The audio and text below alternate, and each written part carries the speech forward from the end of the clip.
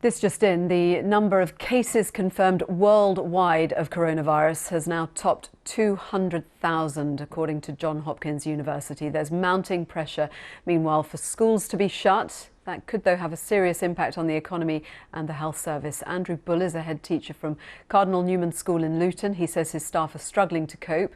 We can also talk to Kevin Courtney, Joint General Secretary of the National Education Union. He's written a letter to Boris Johnson asking him to close schools. Welcome, both of you. So, Kevin Courtney, you've written to Boris Johnson asking him to close schools. Have you had any response? We haven't had a response as yet. But our letter was more than saying just close the schools.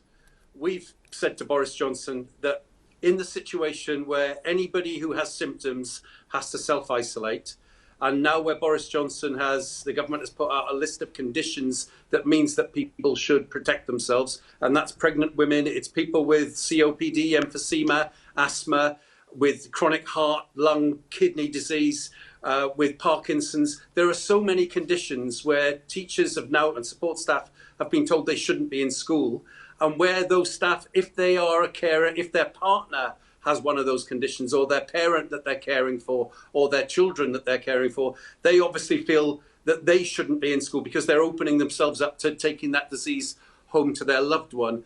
So on that basis, we think that the situation in schools is becoming really chaotic, and the government therefore does need to give a lead and to close the schools. But I'd like to say more, because we understand the point about the NHS, the fantastic NHS workers, the overlooked food distribution workers, the people working on production lines making ventilators. So we think there is a way of getting volunteer teachers who aren't in those vulnerable categories to reimagine what school's like. But there are going to have to be some decisions made for that. The government has to say something about the GCSEs and the A-levels, because that's causing more chaos. I mean, I wonder what Andrew, the head teacher, thinks about that. But I'll come back on it if that's okay. Yeah, well, let's go to Andrew. I mean, there are so many issues for you, for parents, for kids to be juggling with right now. Andrew, what's the situation in your school? How many staff are currently there? How many pupils? I had to make the unfortunate decision to have 2 year groups not come in today, so do a partial 20 teaching staff off and a further 11 support staff in whatever role they do, who all perform important, tenable at times. But I have a staff who have humbled me, actually, in their willing and coming to school, that they're cared for, that we prepare them well for their exams. We're cracking on as a Andrew, I'm going to have to interrupt you because unfortunately the line keeps dropping out, so we'll hopefully fix the technical issue while I go back to Kevin. Kevin, on that issue of GCSEs and A-levels, how stressful is it for these kids who currently have no idea whether they're going to be taking these exams? I mean, I think it's a terrible position they've been put in. And not to make a snidey point, but this is something we forecast when the government went to terminal exams only and gave up coursework and teacher assessment. It means that there is no base for a result at the moment. But the exam season is when everybody says currently that the peak of the coronavirus will be. And during that period, a year 11 child doing GCSEs might be being expected to do 35 hours of exams across a few weeks in an exam hall, and it doesn't seem credible that we're going to be there without lots of children missing out, either before because their teacher is off, because they're unwell, because they've been told to self-isolate because their parent is self-isolating. So the run-up to that is going to be incredibly chaotic. The number of children that could possibly be there is going to be extremely we can't predict it. And I think the government needs to make a decision and say they are going to use some other method at this stage, because Andrew, as a head teacher, will be cracking on, as he says, and trying to prepare children for an exam, but in a way that I think we know isn't going to work.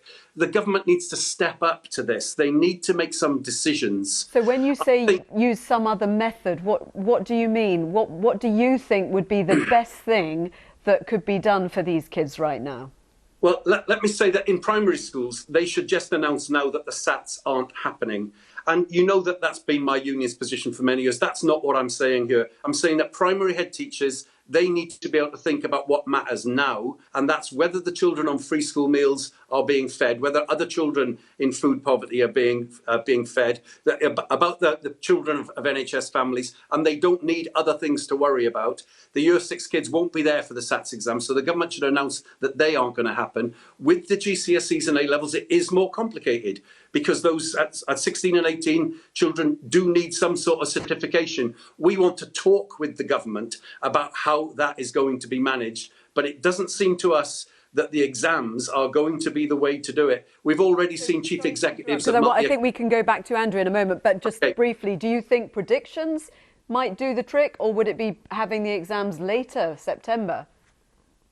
We want to talk with government about that. It depends, doesn't it, on the actual predictions of what's going to happen with the coronavirus. We've been asking the government to give us modelling of different periods of school closure. So far, the government hasn't given us those, so it's very hard to make those predictions. So there is a world in which maybe teachers would have to make an assessment of the child, but the child would then need some way of contesting that assessment, of saying, well, I don't like that assessment, so I'd like to do the year again, or something of that nature. It's super complicated. I think we can. I just want to go back to Andrew, because I think we've got hopefully a better line. Andrew Bull, head teacher from the Cardinal Newman School in Luton. So you were telling us that you've had to send home 2 school years. Your staff are depleted, but you said you were very humbled by the job that the staff there are doing.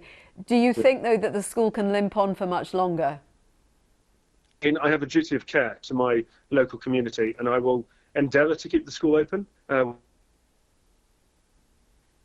More and more tenuous as we go through the week. I have a lot of staff who either expecting children,